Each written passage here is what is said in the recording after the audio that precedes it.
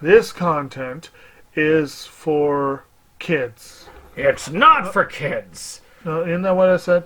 No, it's not for kids. If you are 13 years or younger, this is not for you. Do I have to kill somebody in order to actually make that point across? No, man, you don't have to kill Wait no a one. second. Oh, no. We return to our planet. The High Court may well sentence you to torture. He likes movies, we like movies. SeptumSin versus the world. SeptumSin versus the world. SeptumSin versus the world. SeptumSin versus the world. I'd buy that for $1. Greetings! You're watching SeptumSin versus the world. I'm SeptumSin. This is Kotobuki Jake. And we are here for our Christmas episode. Right. It's Christmas Day when this airs. Yeah. So if you're sitting back, you're watching that unusual Christmas Chronicles episode, which happens to be Meet Me in St. Louis, which very interesting film, and probably the only big budget picture that is on that list. But we're here. We've had an annual tradition on SeptumSin versus the world to give gifts and have it, on the camera each year for the for the Christmas stuff. Technically it's birthday, but Yeah. So let's go ahead and exchange here. So Okay. I have a lovely bag here. Ooh. Nice. And I have a nice box. Yep, I have his address, so I can go stalk him later. Yeah. Okay. So we've got all that going, and we're going to take these items out one at a time. I think I've evened it out, but I may not have, because I have a few pickups to do afterwards for it. And if I don't, then you just keep pulling. So we'll just pull them out one at a time, Okay. and I guess we'll start with you. Sure. Let's see what's in the He doesn't know any of ABC these, because the rest of the gift I gave is a lot bigger. Yeah, it was a lot of stuff, but it was cool. So, gift number 1. Oh dear God. Mega Shark versus Colossus. Yep. Okay. So how many of the Mega Shark movies do you have? Oh, I don't know. I think I had Mega Shark versus Giant Octopus. Wow. Well, that did not live up to my hopes. So the first one I have, I know these three automatically because I picked them. Yeah. But the first one is Notorious with Cary Grant and Ingrid Bergman, Slightly better film. which is an Alfred Hitchcock joint. And it's one I don't have, which I have a lot of his stuff. Because I have some that are singles, I have some that are in the bigger collection. Collections. Collections, Two because of I them? have 2 collections. Yeah. One of which I'd like to get replaced, but they don't have all of them out on disc, or else I would. But still, I saw this, it definitely intrigued me. I was like, I don't have that, okay, I'll definitely get this one. Good times. One of his better ones, not best, but better. Alright, what do we have next? Okay. Why is it there? Well, it's a 2-pack. Night Chills and Hollywood Vampire. Yep. So, Alright, so I threatened you with it before. you did But now you got it. indeed. And we have a video about Night Chills, not out yet, Yeah. but it is recorded. Coming, Once we get to sometime. 12, yes. we're gonna record. We're starting recording again next year, which is not that far away. I know. And we're hoping to get, once we get to 12 and we got enough for a season, we're gonna start putting those out once every week. And then we'll take a hiatus until we reach the next 12, and then we'll release the next season, and we'll keep doing it that way. So, Okay, next up, next up. Frost Nixon. Now, I have been very curious about this one. I've almost had this in my collection multiple times. I'm surprised that I don't have it in my collection now. Right. It's a Ron Howard movie, and you know, I think it's about what the actual thing that got him. It's about the series of interviews between David Frost and Richard Nixon, basically. So, And yeah, it looks good. I've been meaning to watch this for a while. Now I have a reason. yeah. Anything that's used, I prioritize. So all three of these pickups are going to be prioritized. Good times. The later ones maybe not, but yeah, these. Yeah. All right, what do we got next? Oh, Okay. lovely stuff in there. Yeah, it didn't want to come out. There we go. Okay. Oh, Shaun the Sheep, the Farmer's Llamas. Yes, Good times. Shaun the Sheep special. Indeed. Actually, it's funny. Like on the way here, I'm going through all that music, and feels like summer from the movie was on my list, and so it's like that's kind of cool. It's good timing. The Shaun the Sheep ones, I still have not seen an episode of the show, but the two movies I've seen are quite excellent. Yeah, Well, they're you'll worth definitely looking get a chance. Yeah. Now, so the Okay. next one I've got here is one that looked interesting from the description, Mhm. which is Lust and Caution. Mhm. There's a- Yeah, Must caution. Lust, Caution. What? Yeah. And it's the R-rated version, not seen in theaters. Mhm. But this one also happens during occupied China, I believe, during the Yeah. time Japanese occupied China. And I like to look at stuff during that period because there's not a ton about that. Usually, if it is, it's Chinese films that are very propaganda and oriented. this was an Ang Lee. It was actually Ang Lee's follow-up to Brokeback Mountain. Yeah. And he actually pissed off some people by doing that movie. And Wei Tang, who plays the female lead, got blackballed for a while because of being in the movie. But yeah, it's a really good film. Well, the Japanese were not very good to the Chinese during the occupation. Yeah. So next up, what do we got here? Oh, Well, just in case, if you have it, you can give it to somebody else. I'm sure there's somebody who will love it. I do. Yeah, I do have that one. Yeah, Mega Shark versus Giant Octopus. Definitely donate it to the library. They could. Yeah, use a they copy of wouldn't that. want it. It's a quality film. So Yeah. I got a book. Oh. These are pickups now, but I have a book that I went ahead. I got something from Brad Sykes the other day, Mhm. and he just finished writing a book. So he said, "Well, hey, you want to buy a copy of my book?" I was like, "Okay, fine." So he wrote this book called Neon Nightmares, LA Thrillers of the 1980s. And Brad Sykes, for those of you who don't know, he's well known as a horror director. He's done quite a few movies now. They're in that kind of level that's just above the micro budget. I'd say it's around the B movie level, I would actually say. Some of them, he started a micro budget, but I think they have moved pretty much up to B movie. And one of them actually got a Vinegar Syndrome release, Scream Queen. So, some pretty cool stuff. But this looks like it's going to be an interesting read. 1980 and 1999, but between those two, Los Angeles was the world's most popular location for thriller movies, providing the perfect setting for gritty neo-noirs, buddy cop actioners, cautionary tales, vigilante flicks, and apocalyptic science fiction. During this 10-year period, over 200 LA thrillers were produced and released, including Hollywood blockbusters like Die Hard, Terminator, crime dramas like To Live and Die in LA and 52 Pickup, and exploitation epics like Vice Squad and Savage Streets. Brad Sykes' Neon Nightmares and LA Thrillers of the 1980s is the first comprehensive study of the City of Angels' most outrageous cinematic decade. Hundreds of films, from the studio mega hits to cult obscurities, receive in-depth reviews.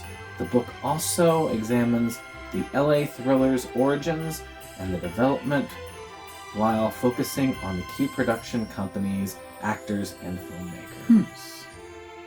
So, pretty cool idea. Sounds good. Definitely one I want to read. I also need to read that one that one that the guy who did Full Moon, not Russell Brand.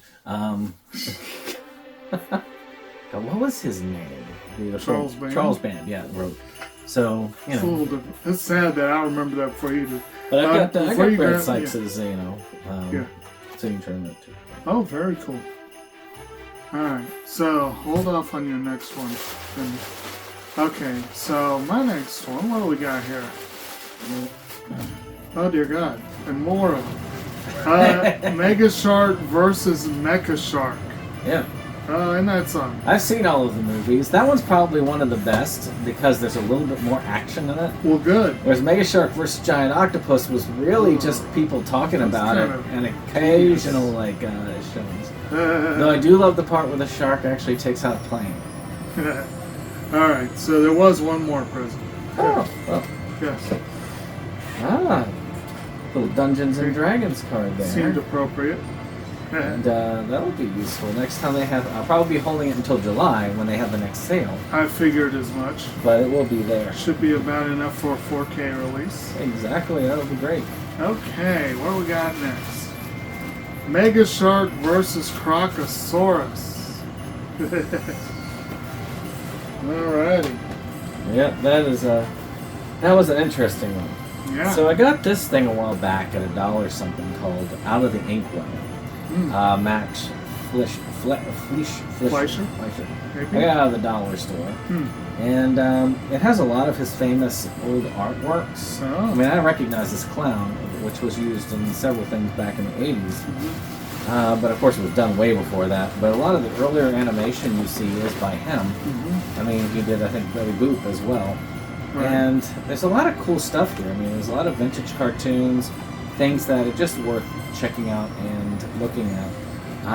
There's like this one cartoon where he's got the clown he draws, and the clown comes out of the animation into the real world, starts messing with things. Just in general, I wanted to catch this out. It's got some Betty Boop cartoons on there too, which, you know, it is some classic stuff. I probably don't want all of Betty Boop, but having a couple might not be a bad thing. Yeah. A little piece of history if nothing else. Exactly.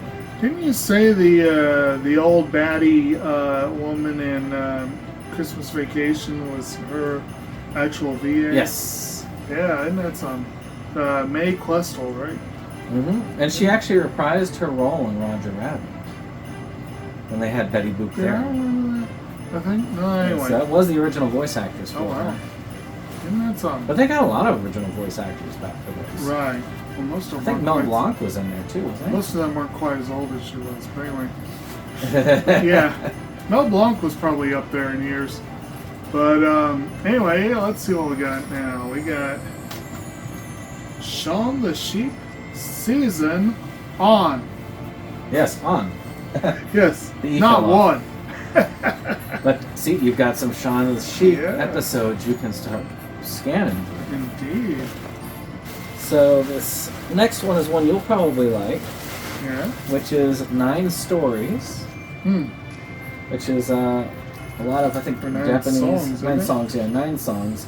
It's a powerful insight into the lives of 2 young people who share summer of love amidst today's vibrant London rock and roll scene. Cool. So yeah, we've got Black Rebel Motorcycle Club, the Von Blondies Elbow, Primal Screams, the Dandy Warhols, Super Furry Animals, Franz Ferdinand, Michael Yam. I think I probably got this out of the dollar store. I think I know about 4 of them. But it's kind of cool to have these videos. I mean, this is something more akin to something I'm sure that you would be getting than me. Yeah. But still, I sometimes get these. Right. Let's Sometimes. see here. Shaun the Sheep season 2. Yep. Alrighty. So you're getting all the Shaun the It Sheeps. seems so. Well, my next one is going to be a video game. Yeah.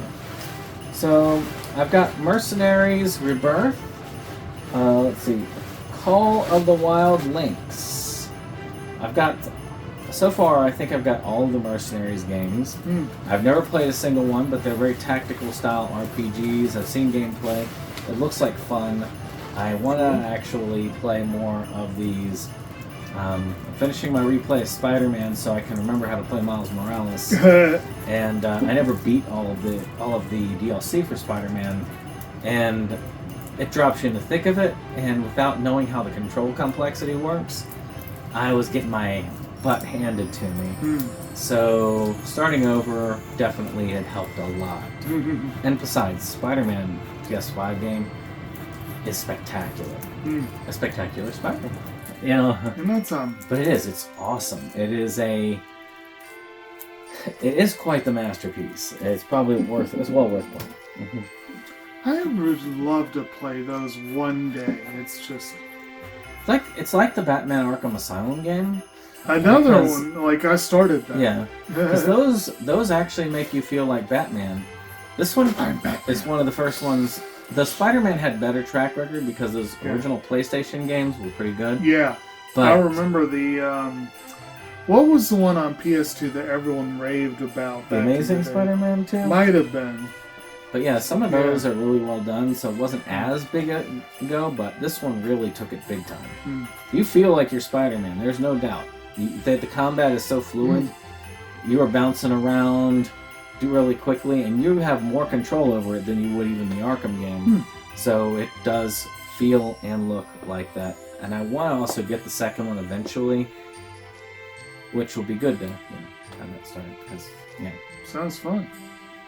One day. One day. One day. Gotta save money. Yeah. Alright, next up. Shaun the Sheep Seasons 3 and 4. I'm sensing a theme here. That should be all of them, I think. Now, I will admit that the idea of pairing these two franchises, that amuses me. Oh, yeah. Gonna give me Mega Shark, pair it with Shaun the Sheep, that works. So, this next one is Mercenaries Blaze, Dawn of the Twin Dragons. Again, same stuff. I just want to collect them all because they're done by they're not done by limited run, but they're done on limited run pallets for the physicals. And Switch is one of those rare occasions where you actually have most of the game on the disc. So I do like keeping that. There will be a Blu-ray on the side of it, but keep that one as the last one. Well, that is a Blu-ray that was on the side. So yeah, I think that's the rest of it. Might be. I mean, you should There know. should be one more, but I could be wrong. No, I don't think there's any more. No more. I don't think so. Did you get Mega Shark versus the Colossus? Yeah. Okay, well then, yeah, that is all of them there, Okay. except for the last one. Okay. This last one, I put more thought into. I think that you would like this. And Mo would like this gift too. Okay, that's an interesting setup. Okay, let's see what we got here. The Blue Cheese Brothers. Yes. Alright. Okay, read the back. Oh, I think you had told me about this one. I know you had told me about this. Starring adult film star Alex Lakehurst. Good times. The first comically erotic earnest fan film. Yes. Okay. Yes, on Blu-ray. The way it's supposed to be spelled. Exactly. Let's see. Shot in 2008, never released until now on Blu-ray. The Blue Cheese Brothers is an out-of-this-world earnest fan film which shows you, the earnest fan, what happened after his untimely death. Two geeky and awkward brothers set out on an adventure with their shitty friend Gotharella to bring back Ernest from the dead so he can finish the last Ernest film, A Nightmare on Vern Street. Before they can do so, they must battle with the devil, who is a busty she-wench that loves show tunes and evil. As you do. She sends her minions Dimitri, I guess, and Mendoza, the giant boob porn demon. Say that 3 times As fast. you do. To thwart the brothers' plans to resurrect Ernest from his hellion cage. You will also witness one of the most mind-reeling sex scenes ever put to video. So Chris Seaver stuff right here. Yeah, I think you are absolutely right. If Mo does not have this, he will want it. Oh, he's got it. Matter of fact, it was his having it that made me want it. And I thought, you know what? You could get some joy out of that. It is an official release despite it being burned because it was from the hands of the creator that made that. So, yes. So, as you said, as sort of a limited run sort of deal. So, you know, I mean, it's I think you'll find them fun. A lot of these Chris Seaver stuffs are fun overall. Do you have any Seaver stuff? He's not the one that did the Filthy McNasty. Yeah, he did those. Oh dear God! Well, you already foisted that series on me, so I got that. Probably more. Well, if it makes you feel better, most of the stuff isn't as bad as that. Okay, good. This is kind of different, and everything tells me it's good. So, good times, good times. My last one, which I apparently did do this right. Probably not on the same level as this, but you know. I actually spent $40 on one of the Prime days, and I got this. And it took from July Prime Day to now to get it, because Amazon does that stuff. Yeah. And that so is the James Bond collection on Blu-ray. This goes all the way from the beginning to Spectre. I do have No Time to Die on 4K. I was hoping they would do a 4K collection, but it doesn't look like it's in the cards, at least not anytime soon. Is it only the Canon films, or does it also have the original Casino Royale and Never Say Never Again? I don't believe it has those two. Well, then it fails. But I also have Never Say Never Again on Blu-ray, and I have the original Casino Royale on DVD, and on it I have the original Casino Royale short. I believe, yeah. Which was the first time James Bond was on film. Mm-hmm. But this is nice. I have a big bulky set. It's not bad, but it's torn to pieces a little bit. And I'm kind of glad to have this. I mean, it's been sitting there with Gingerbread Man sitting on it forever. And it's big. And I also have Quantum of Solace, Skyfall, and Spectre on my in my shelves here, which I can take them out. And all three of those are just DVD copies. So this is an upgrade from all the films at once. Cool. Because the only film I do not have in that series that is above DVD is No Time to Die. I have still not seen Spectre. I've seen everybody. I've seen all the others, just not Spectre. Everyone saw No Time to Die. And No Time to Die was pretty good. It was, what's the word? Long? It was long, but it definitely had a definitive end to Craig's Bond. Yeah. I guess they could bring him back from that, but you'd have to be doing some stretching. Yeah. So. Well, maybe they'll. He wanted to be X'd out of the series. They made sure of it. Well, maybe they'll send a couple of geeky brothers to get him back from hell or something. So I guess that's it. I hope you're having a happy Christmassy time. I think the next time we get together, which will be in January, which will be not January 1st, but the week after that one. We'll go ahead and we'll do an episode, and we'll just bring whatever Christmas pickups we got, if we got any. And we're going to try and start, I'm going to aim for 2 episodes of the show per month. With us recording, helping Dave, and then the off weeks recording an episode of Tabletop Horror, helping Dave, which also gives us 2 weeks, which, you know, we're down to where the movies are starting to get fun. So, I mean, we did The Gamers, which was really fun to come back to. Oh, that's a good time. And then Games Master, What Have You Done?, which is one that most people haven't heard about. But if you go to my channel, you can watch it. I have uploaded that to my channel, so you can watch there. But I think you'll enjoy it overall. Well, I guess that's it. I guess we'll see you in the new year. Happy holidays, everyone. Bye-bye.